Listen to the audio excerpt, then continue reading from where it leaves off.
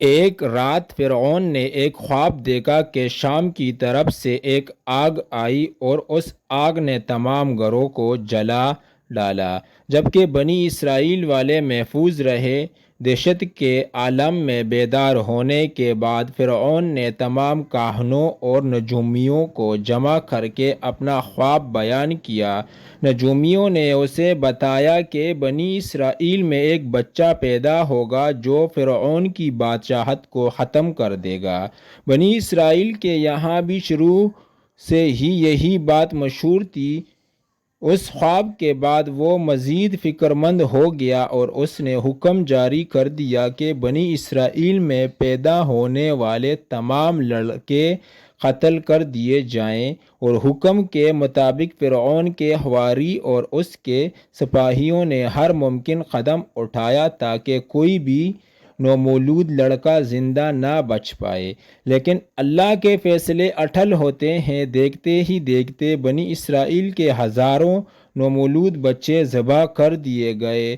ان دنوں حضرت موسیٰ علیہ السلام کی والدہ اپنے حمل کے ابتدائی دنوں میں تھی۔ اللہ نے ان کی حفاظت کا سامان اس طرح فرمایا کہ ان کی والدہ پر معمول کے مطابق حمل کے آثار ظاہر نہیں ہوئے، جن سے آپ فرعون کی چھوڑی ہوئی داعیوں کی نگاہ میں نہ آئی۔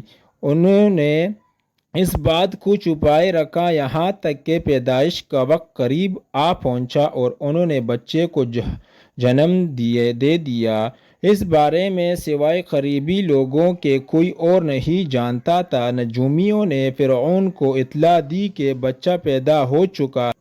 اس اطلاع نے فرعون کو بدحواس کر دیا۔ اس کے سپاہیوں نے گھر گھر تلاشی شروع کر دی۔ حضرت موسیٰ علیہ السلام کے والدہ سخت پریشان تھے۔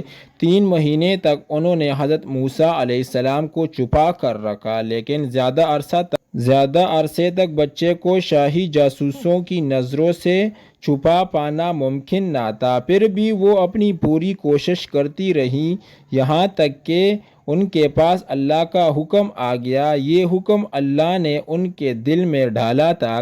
حضرت موسیٰ علیہ السلام کی والدہ کے دل میں خیال آیا کہ تابوت کی طرح ایک صندوق بنایا جائے اور اس بچے کو اس صندوق میں رکھ کر دریائے نیل کے بہاؤ پر چھوڑ دیا جائے۔ حضرت موسیٰ علیہ السلام کی ماں نے اللہ کے حکم کے مطابق بچے کو صندوق میں رکھا اور دریا میں چھوڑ دیا۔ ساتھ ہی موسیٰ علیہ السلام کی بہن سے کہا کہ تم اس کے پیچھے پیچھے چلتی جاؤ۔ لہٰذا وہ دریائے نیل کی موجوں میں چلے اور ان کی بہن کنارے کنارے چلی۔ صندوق بہتا ہوا محل کے تالاب میں پہنچ گیا۔ وہاں فرعون کی بیوی اور خادمائیں لطف اندوز ہو رہی تھی کہ صندوق پر ملکہ کی نظر پڑی۔ اس نے کنیزوں کو حکم دیا کہ صندوق کو تالاب سے نکال لاؤ۔ جب صندوق کھولا گیا تو اس میں ایک حسین اور تندرست بچہ آرام سے لیٹا ہوا تھا۔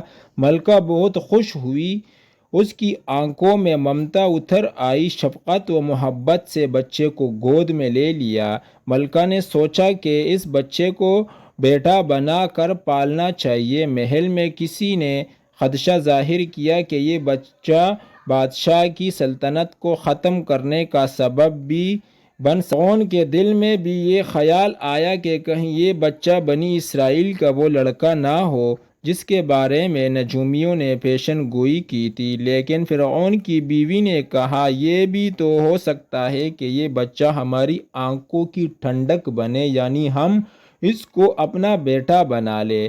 اس پر فرعون نے کہا یہ صرف تیری آنکھوں کی ٹھنڈک ہے، میری نہیں۔ میں نہیں چاہتا بنی اسرائیل کا کوئی بچہ میری نگرانی میں پھلے، لہٰذا یہ صرف تیری ہی آنکھوں کی ٹھنڈک ہے۔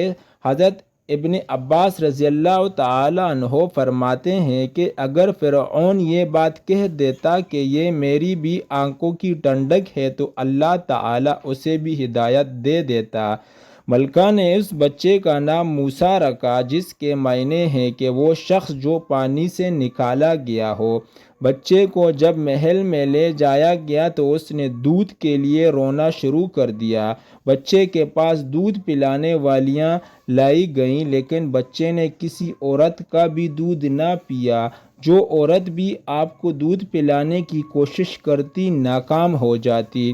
ادھر موسیٰ علیہ السلام کی بہن دور کھڑی یہ سب دیکھ رہی تھی۔ موسیٰ علیہ السلام کی بہن نے فرعون کی بیوی سے کہا، کیا میں تمہیں ایسا گھر نہ بتاؤں جو اس بچے کی تمہارے لیے پرورش کرے اور اس بچے کی خیرخواہ ہو، اس لیے کہ وہ ایک غریب گھرانہ سے ہے۔ جب انہیں معلوم ہوگا کہ یہ بچہ فرعون کے گھر سے آیا ہے تو انہیں انعام اور اکرام ملنے کی امید رہے گی۔ اس گھر میں نیک سیرت خاتون ہے، وہ اس بچے کو بخوشی دودھ پلانا قبول کرے گی۔ فرعون کی بیوی نے کہا، چلو ٹھیک ہے، لہٰذا آپ کی بہن انہیں گھر لے کر آئی۔ محترمہ نے بچے کو دودھ پلایا تو آپ نے فوراً دودھ پینا شروع کر دیا۔ اب چنانچہ بچے نے کسی اور کا دودھ پینا قبول نہیں کیا تھا، اسی لیے وہ خود بچے کو لے کر آتے تھے۔